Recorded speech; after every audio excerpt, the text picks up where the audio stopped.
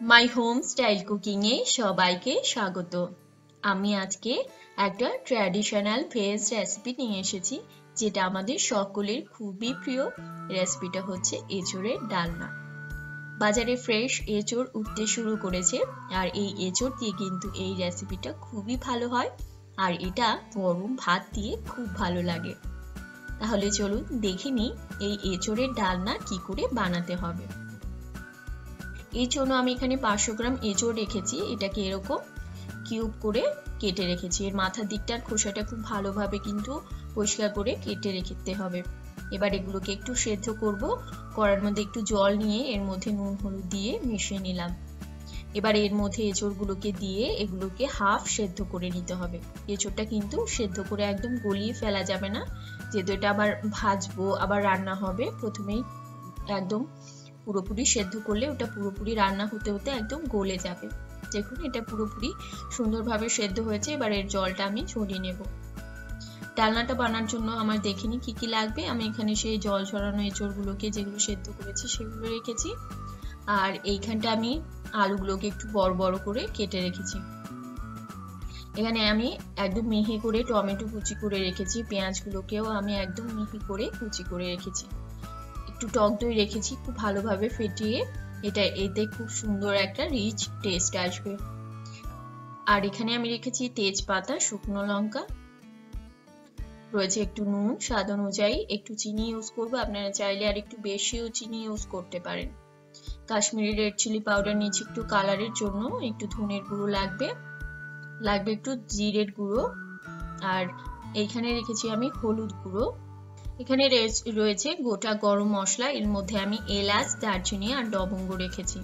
রসুন বাটা লাগবে সামান্য পরিমাণ, ঘি রেখেছি এখানে, আর লাগবে আমার হোমমেড গরম মশলার গুঁড়ো। এই রেসিপি আমি দিয়ে রেখেছি, আপনারা চাইলে কিন্তু দেখে নিতে পারেন।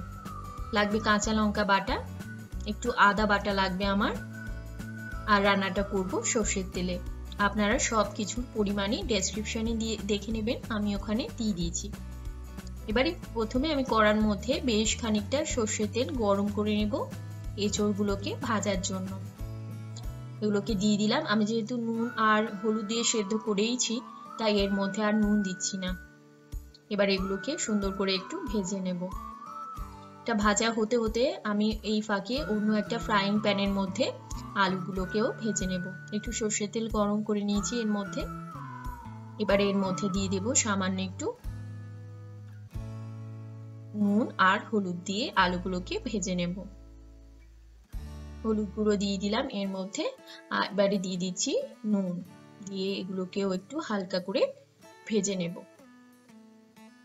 ভালো করে মিশিয়ে নিচ্ছি। আপনারা চাইলে নুন হলুদ দিয়ে মাখিয়ে রাখতে পারেন আলুগুলোকে, তারপরও ভাজতে পারেন।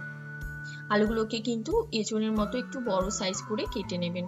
এগুলোকে তুলে নিচ্ছি, ভাজা হয়ে গেছে।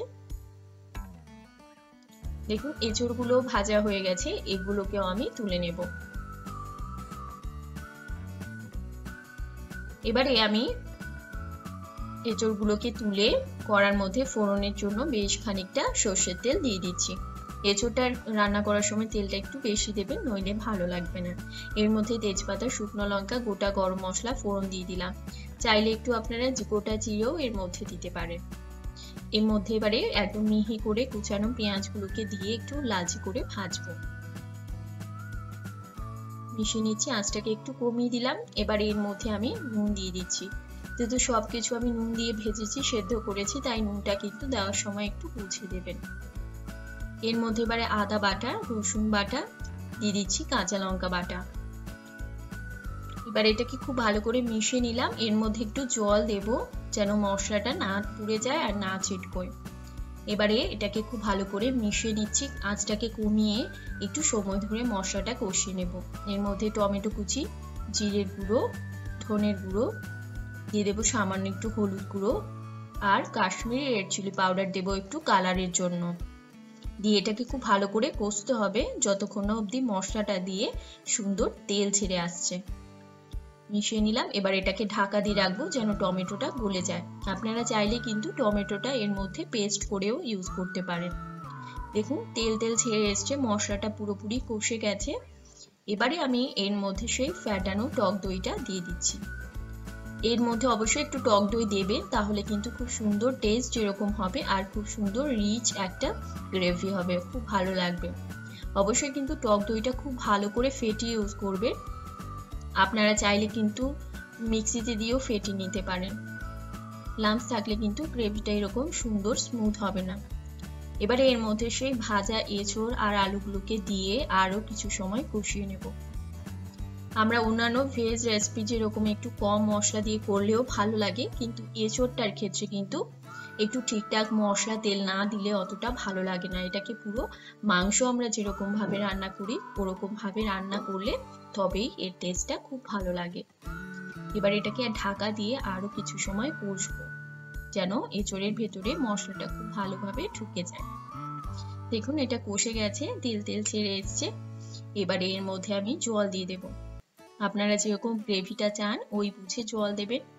যদি বেশি পাতলা গ্রেভি চান তাহলে জলটা একটু বাড়িয়ে দিতে হবে, কেননা এঁচোড় আলু এগুলো সেদ্ধ হতে তো একটু জল লাগবে, তাই কিন্তু আপনারা ওই বুঝে জলটা দেবেন। একটু চিনি আর গরম মশলার গুঁড়ো এর মধ্যে দিয়ে দিলাম।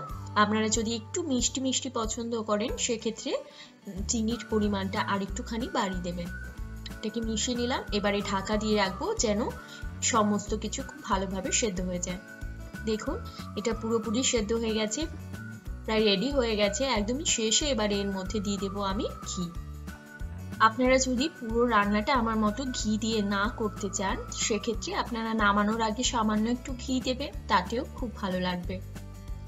এবারে এটাকে আমি খুব ভালো করে একটু মিশিয়ে নিচ্ছি, মিশিয়ে নিলাম। এবার এটাকে আমি ঢাকা দিয়ে রাখবো, একটু ঝোলটা শুকনো করব, তারপর গ্যাসটাকে অফ করে দেব। দেখুন গ্যাসটাকে আমি অফ করে দিয়েছি। এই ডালনাটা পুরোপুরি রেডি হয়ে গেছে, আমি দেখিয়ে দিচ্ছি যে দেখুন এটা খুবই সুন্দর হয়েছে।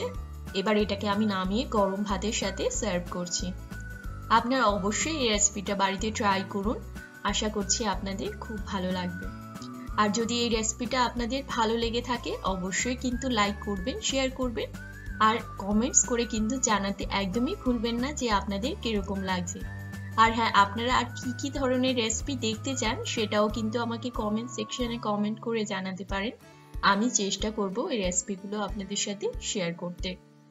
আর যারা আমার চ্যানেলকে এখন অবধি সাবস্ক্রাইব করেনি তারা কিন্তু অবশ্যই সাবস্ক্রাইব করবেন।